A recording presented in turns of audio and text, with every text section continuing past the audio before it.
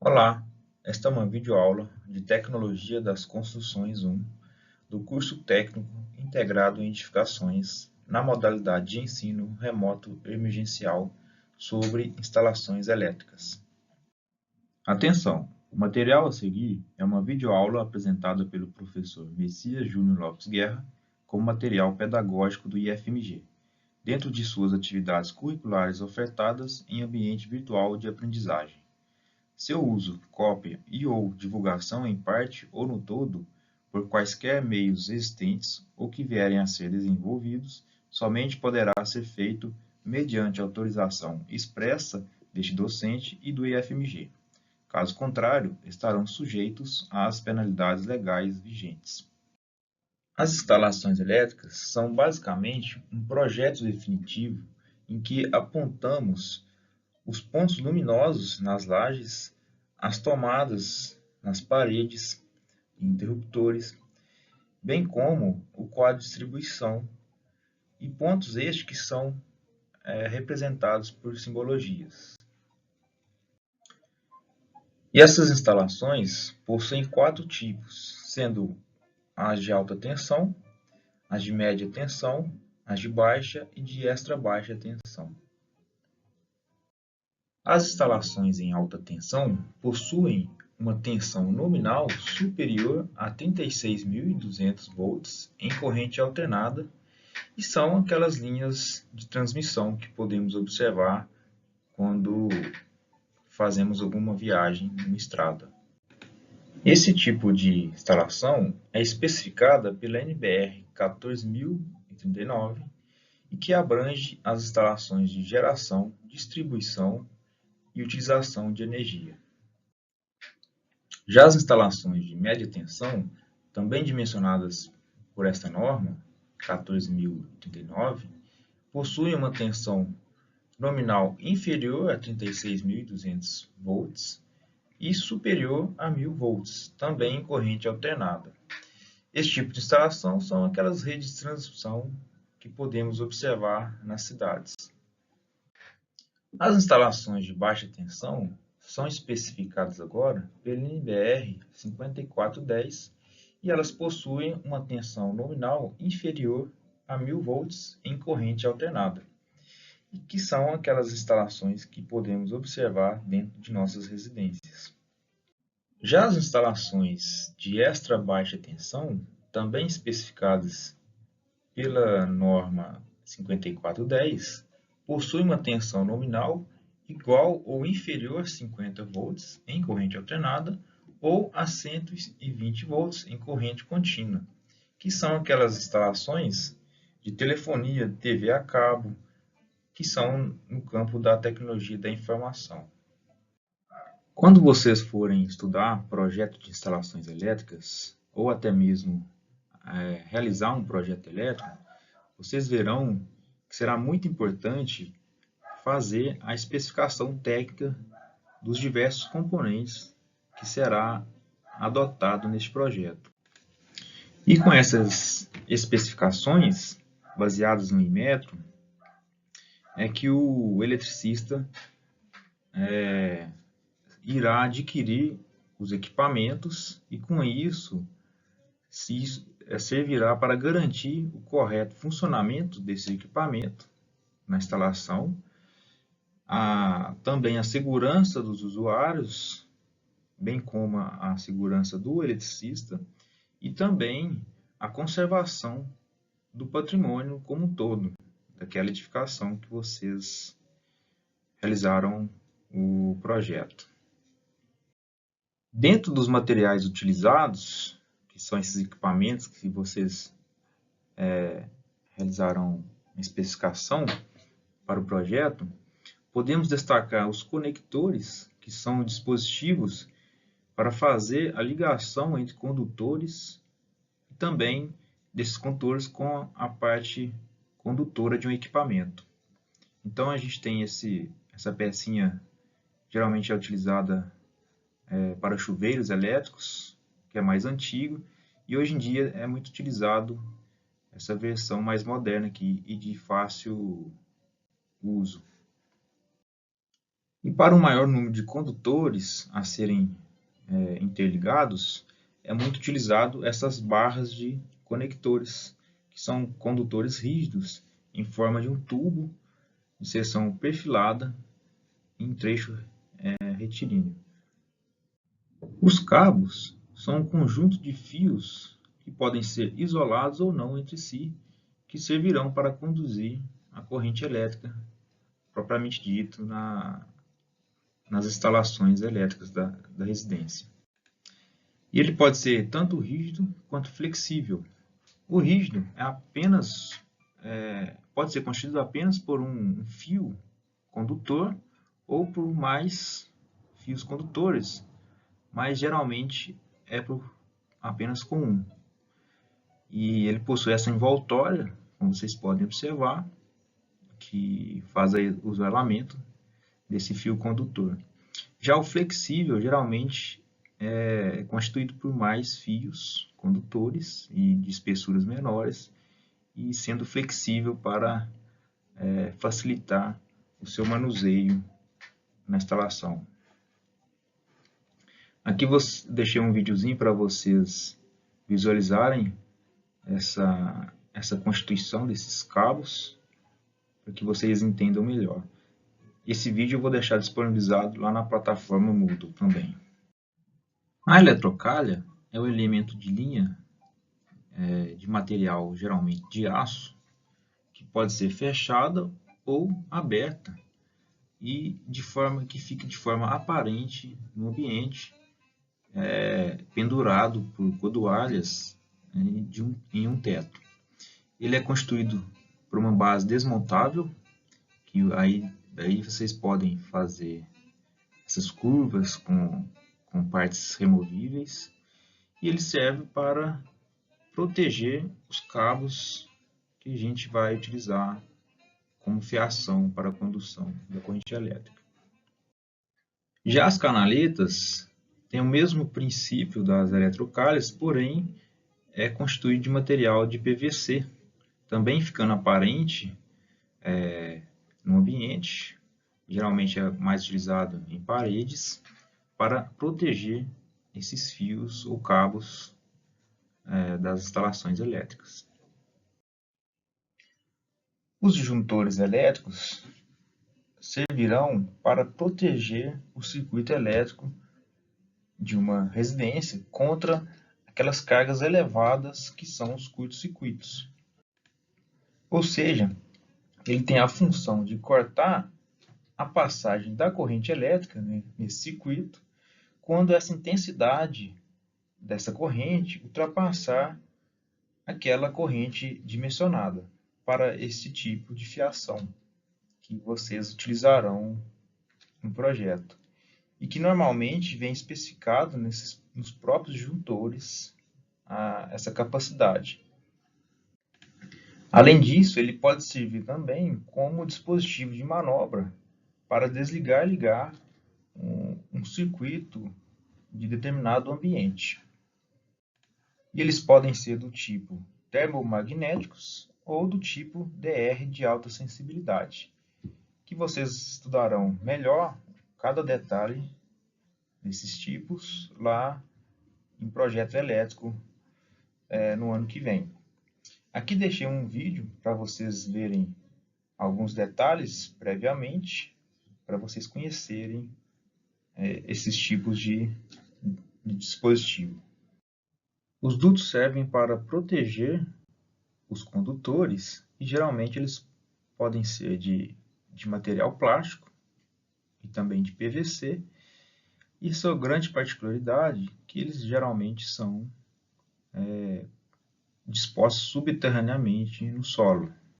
Já os eletrodutos possuem essas mesmas características dos dutos, porém eles são dispostos tanto na laje quanto na alvenaria, podendo ser embutidos nesta laje ou na alvenaria, mas também podem ser dispostos aparentemente, conforme nessa imagem. Daí eles podem ser, então, flexíveis, geralmente os embutidos, e rígidos, geralmente esses aparentes. As caixas de passagem servem para dispor os interruptores e as tomadas, assim como as lâmpadas na laje. E também eles servem para fazer ramificações de outros eletrodutos nesses orifícios. E com isso, facilitando a manutenção dos condutores e também facilitando a passagem desses condutores nos eletrodutos.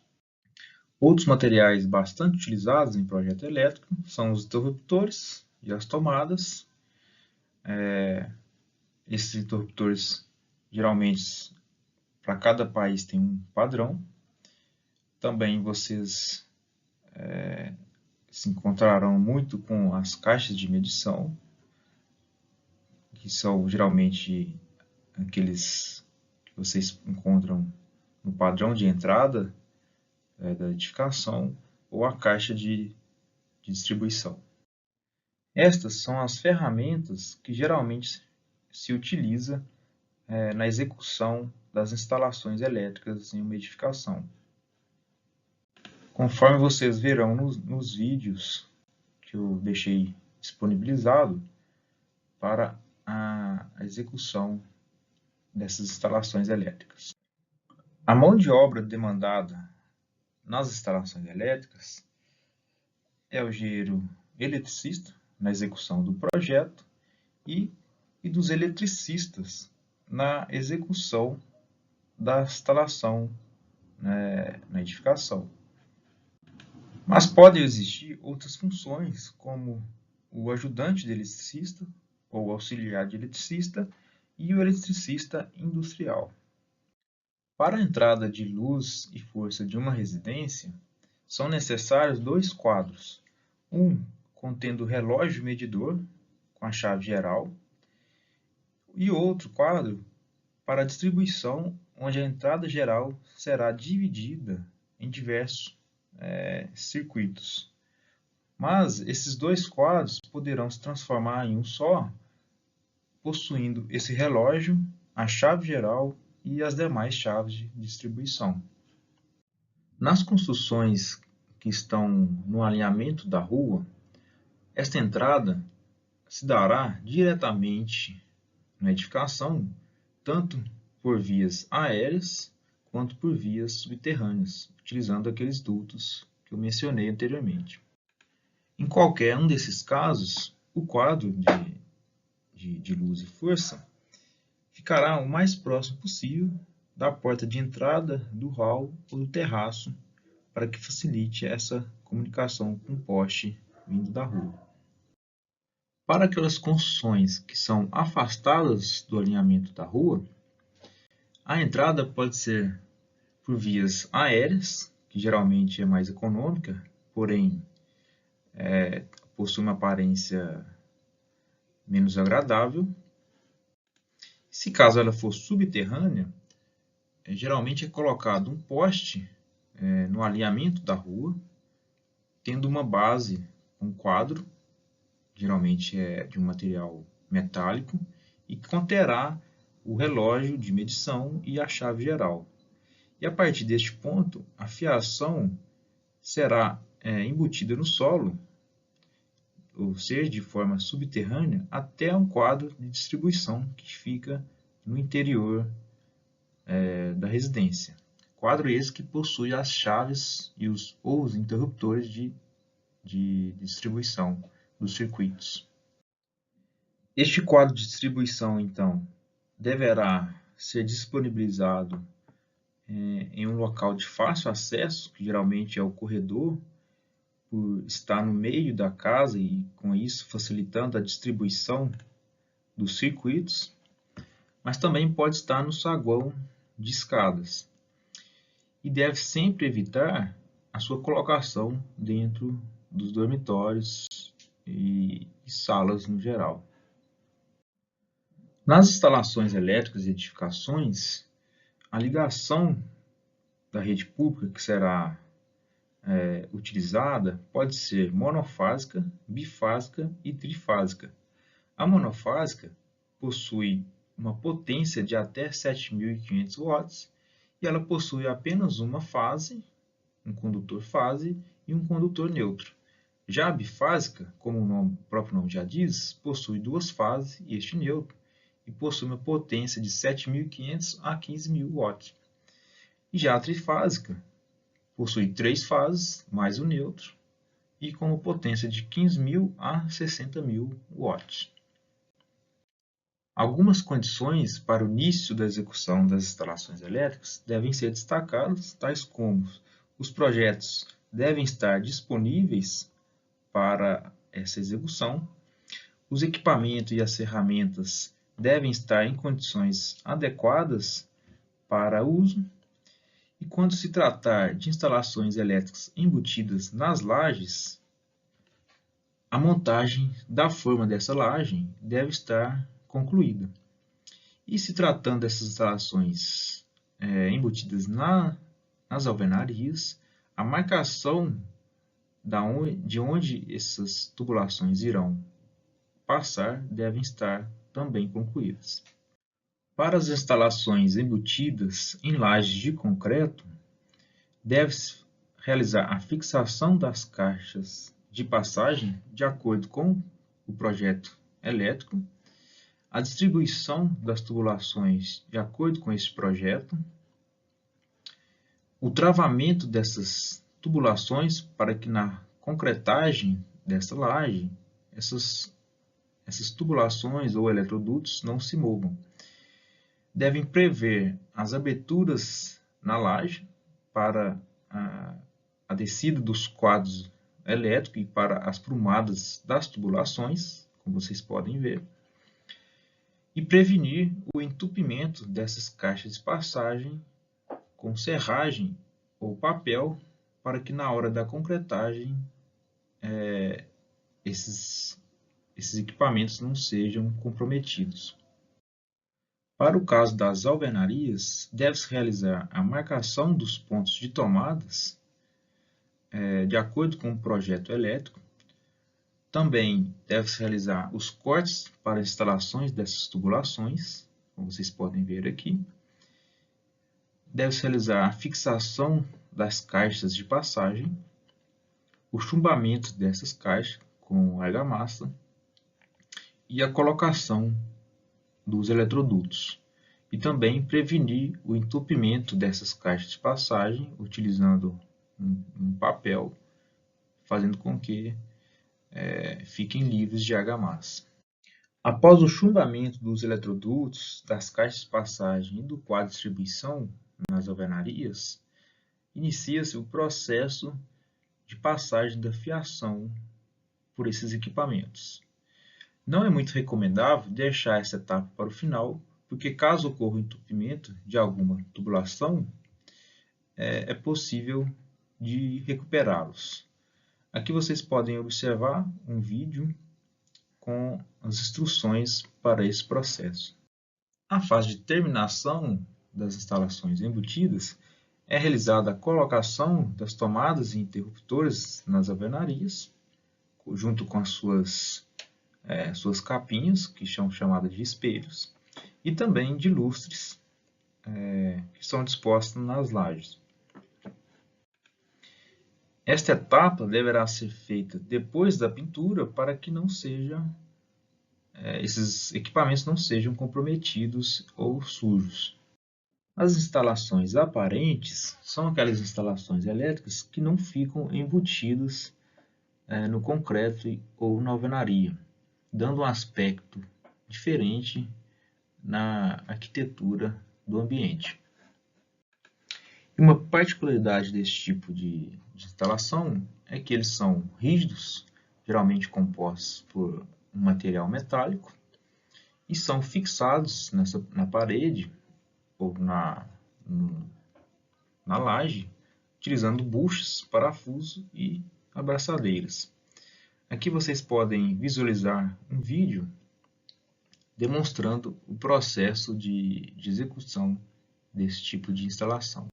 E por fim, as instalações enterradas são aquelas instalações utilizando os dutos que eu mencionei anteriormente, que são dispostos em valetas abertas no solo. Alguns cuidados devem ser tomados quanto a esse tipo de instalações. Por exemplo, as emendas dessas tubulações devem ser bem feitas e vedadas para que não ocorram a entrada de água e com isso comprometa os cabos que estão no seu interior. O nivelamento deve ser realizado no único sentido dessa valeta e as caixas de derivação ou caixas de passagem devem ser executadas de tal forma que não permitam a entrada de água. É aconselhável que essa tubulação seja revestida com uma camada de areia e depois com a camada de terra. E também a compactação deve ser criteriosa para não esmagar esta tubulação, por mais que ela seja bastante rígida e consiga conter os esforços. Aqui vocês podem observar um vídeo também mostrando esse tipo de instalação, que é a instalação enterrada. Após a execução das instalações elétricas, alguns testes de recebimento devem ser realizados, tais como a verificação dos calibres dos dispositivos de proteção e manobra, que são esses disjuntores, a medição das resistências de aterramento, segundo o anexo J da NBR 5410 de 2008, e a verificação da continuidade dos condutores de proteção, segundo o anexo L desta mesma norma. Além disso, a verificação da operação dos conjuntos de automação e também a verificação da tensão, da presença e sequência de fases nos pontos de utilização na edificação. Alguns cuidados devem ser tomados quanto à segurança na construção, na montagem, na operação e na manutenção das instalações elétricas, segundo a NR10 de 2004. Tais como as instalações devem ser executadas por um profissional certificado na área. Todo tipo de medida de segurança deve ser considerada envolvendo tanto o trabalhador quanto o meio em que ele está trabalhando. Os equipamentos e materiais da execução devem corresponder ao projeto da instalação elétrica e carga nominal mediante esse projeto elétrico. E também os equipamentos devem possuir isolamento elétrico nominando a tensão suportada. Por fim, como condições de segurança na execução elétrica, também especificado pela NR10 de 2004, podemos destacar que as condições dessas instalações devem passar por uma inspeção de forma regular. Os locais de serviço e das instalações elétricas devem ser guardados e operados num local específico e livres de qualquer outro tipo de equipamento. E devem possuir uma iluminação adequada para que o trabalhador possa executar essa instalação de forma segura. E é muito importante que os ensaios e os testes elétricos laboratoriais e de campo dessas instalações elétricas devem atender à regulamentação estabelecida nos itens 10.6 e 10.7 desta referida norma. Muito bem, pessoal, por hoje é só. Nos vemos na próxima aula.